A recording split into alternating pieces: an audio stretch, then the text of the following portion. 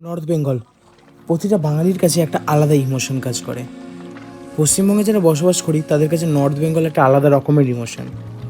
So north Bengal তো সবাই অন্যান্য সিজনে গিয়েছে, বাট এই মনসুন সিজনে অনেকে ভয়ে নর্থ বেঙ্গল যায় না, কারণ যে হারে ল্যান্ডস্লাইড হয় এবং যা কিছু হয় সব দেখে মানুষ বেশিরভাগ ঘাবড়ে যায়। তার থেকে বড় কথা, সোশ্যাল মিডিয়া এবং নিউজ যে হারে সেটাকে হাইপ তৈরি করে, তার ফলে মানুষ আরও বেশি ভয় পেয়ে যায়। এই কারণে নর্থ বেঙ্গল মনসুনে প্রায় ফাঁকাই থাকে বলতে পারো। সো আমাদের একটা আনপ্ল্যান ট্রিপের মধ্যে এই নর্থ বেঙ্গল ট্রিপটাও পড়ে গেছিলো। আমরা মেনলি ঠিক করেছিলাম ডুয়ার্স যাবো বলে বাড়ি থেকে বেরিয়েছিলাম, কিন্তু মাঝখানে রাস্তায় একজনের গাড়ির ব্রেকডাউন হয়ে যাওয়ার আমাদের প্ল্যান টোটালি চেঞ্জ হয়ে যায়। আমাদের ফার্স্টে প্ল্যান আমরা কার্শিয়াং যাব, এবং তারপর হঠাৎ করে সেই কার্শিয়াং থেকে প্ল্যান হয়ে যায় আমরা চলে যাবো অহলদারা, শিটং। দার্জিলিং ডিস্ট্রিক্টের শিটং একটা অফবিট এরিয়া, সেটা পুরোপুরি আমরা চষে দিয়েছিলাম। সেটা নিয়ে আজকে গল্পটা তোমাদের সাথে শেয়ার করব, এবং নর্থ বেঙ্গলটা মনসুনে কী সুন্দর এবং যে অপরূপ লাগে তার বেশ কিছু ক্লিপস তোমাদের সাথে শেয়ার করব।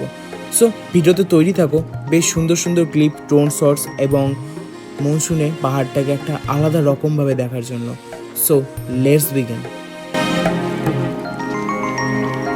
Good morning. সময় ঘড়ি বলছে এখন বাজে 2:51, মানে প্রায় 3টে বাজতে 10 মিনিট বাকি। আর তোমাদের ব্লগটা একদম স্টার্ট করলাম হচ্ছে আমাদের NH12 থেকে। তো ফার্স্ট আমরা ফিউল আপ করবো। গাড়িতে ফিউল একদম নাই বললেই চলে। আসার দ্বারা অলরেডি পাপ্পু ধাবায় পৌঁছে গেছে।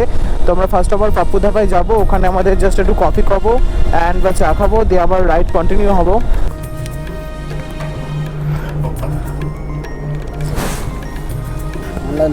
না, ক্যাশ দেবো।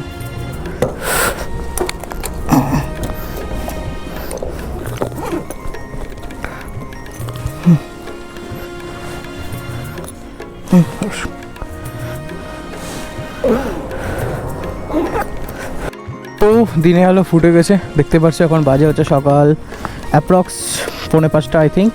আমরা জাস্ট ফরাক্কা এন্টার করবো, না 4:40 বাজে। আমরা জাস্ট ফরাক্কা এন্টার করবো, আর এখানে একটা ছোটো ব্রেক নিতে দাঁড়িয়েছিলাম।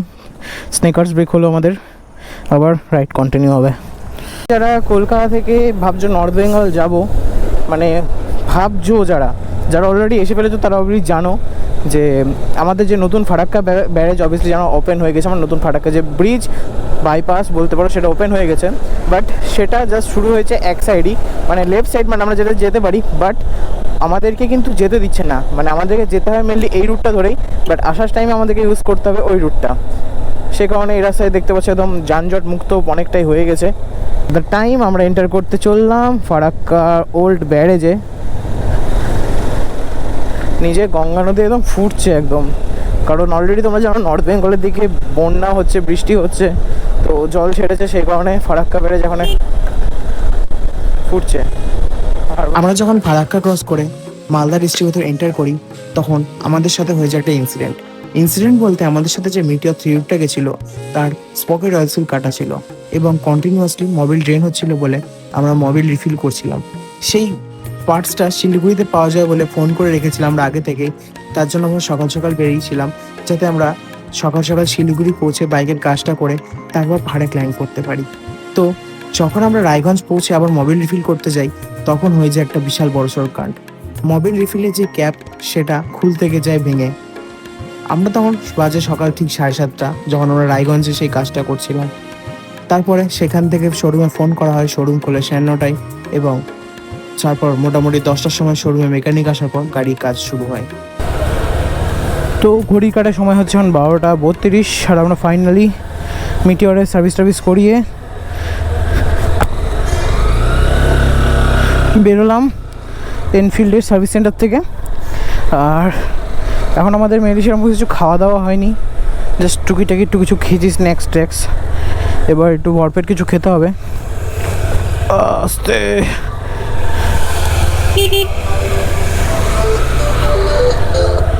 চলো, এখন এখান থেকে মোটামুটি 12 কিলোমিটার গিয়ে রিলায়েন্স পেট্রোল পাম্প ক্রস করে তারপর কিছু খাওয়া দাওয়া করবো। বহুক্ষণ পর আবার ভিডিও করছি। এই যে আমাদের বাইকগুলো এখন আপাতত রাখা আছে অক্টোপাস ধাবার সামনে, আমাদের সেই স্টপ। আর এখানে যদি দেখায় অক্টোপাস ধাবায় স্টিকার ওপরে হচ্ছে মোটো স্টপ মুর্শিদাবাদের দুটো স্টিকার, একটা বা একটা 30 নিচে। আর আমরা আমাদের এখন লাঞ্চ প্লাস ব্রেকফাস্ট করবো, কারণ সকাল হিসাবে কিছু খাওয়া দাওয়া হয়নি। আর এখানে ছেলে বলে so welcome back in other let's go ride. আমরা জাস্ট অক্টোপাস ধাবা থেকে খেয়ে দিয়ে বেরালাম। নর্মাল নান আর হচ্ছে চিকেন ভর্তা, মানে 3 পিস নান নিয়েছিলাম, 3 জনের 1 পিস করে। এত পরিমাণে ইস দিয়ে ফুলানো ভাই, পেট পুরো টাইটুম্বুর হয়ে মোটামুটি আধ ঘন্টা বসলাম। আমরা আবার রাইড কন্টিনিউ করছি।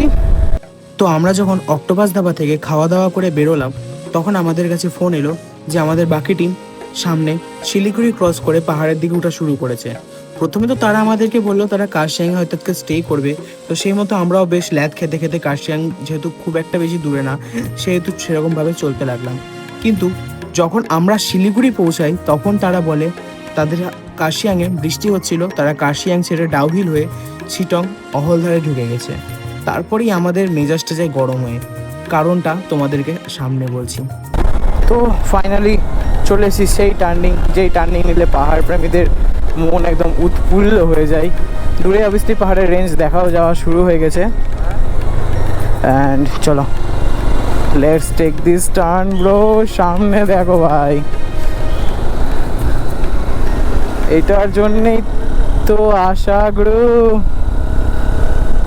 হোয়াট এ ভিউ ম্যান, মন খুশি হয়ে গেল দেখে। ফাইনালি পাহাড় দেখতে পেলাম।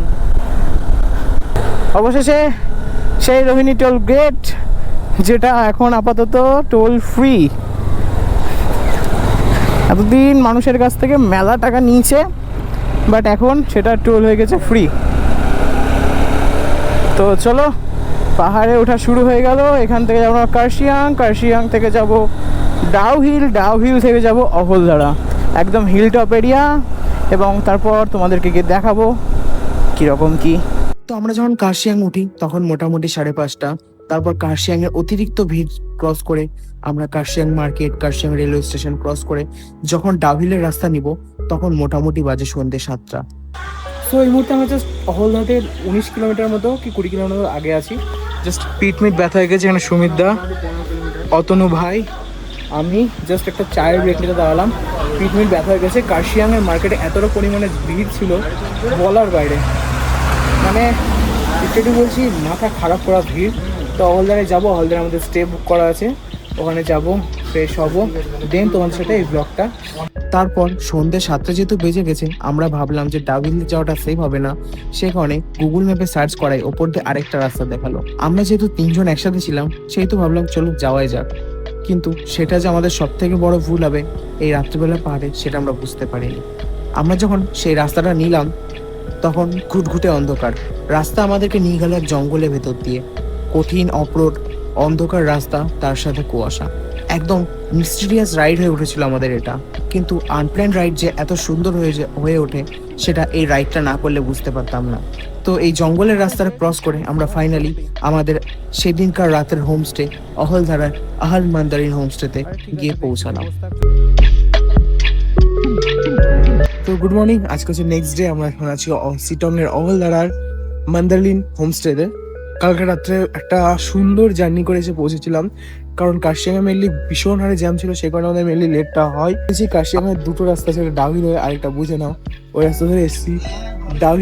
ডাউহিলটা ভাই মোটামুটি চলে, বাট আরেকটা রাস্তা ভাই আমরা জানি, ঠিক আছে। আর এখানে আমাদের বাইকগুলো পার্ক করা আছে, এরকম হচ্ছে কিছুটা হোমস্টেটা।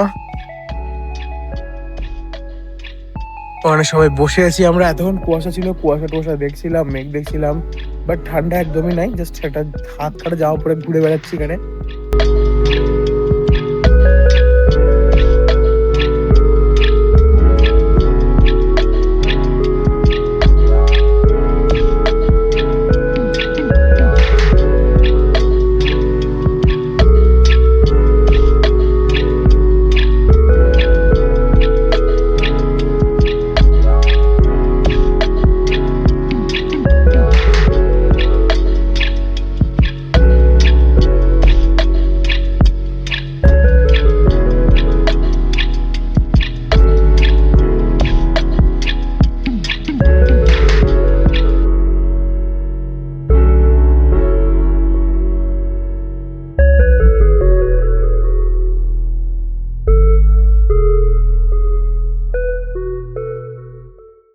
তো আঙ্কেল হোমস থেকে প্রায় 200-300 মিটার ওপরে হাঁটতে হাঁটতে এলাম, আর এসে যেরকম যা ভিউ দেখলাম লিটারালি বিশ্বাস করো তোমাদেরকে দেখা একটু। এই যে অতন এখানে বসে আছে খাদের ধারে, আর এরকম একদম নাজারা মেঘ আর পাহাড়ের, অসাধারণ লাগছে। আর ওই উপরটাই হচ্ছে অহলদারা ভিউ পয়েন্ট। তো আমরা সেখানে এখন যাবো, জাস্ট এখন আমাদের হোমস্টেতে যাবো, ব্রেকফাস্ট করবো, দেন বেরিয়ে যাবো।